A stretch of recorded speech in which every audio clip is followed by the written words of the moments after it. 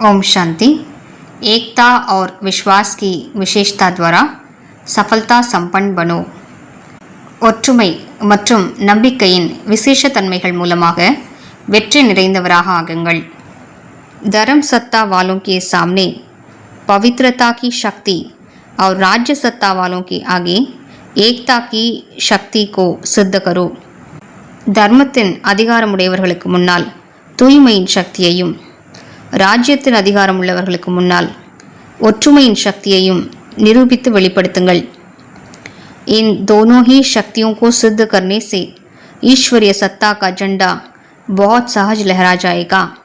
இந்த இரண்டு சக்திகளையும் நிரூபித்து வெளிப்படுத்துவதால் ஈஸ்வரிய சக்தியின் கொடியானது மிக எளிதாக பறக்கவிடப்படும்। अभी इन दोनों की तरफ विशेष अटेंशन चाहिए। இப்போது இந்த இரண்டு விஷயங்களின் பக்கம் मुख्यமாக கவனம் தேவை।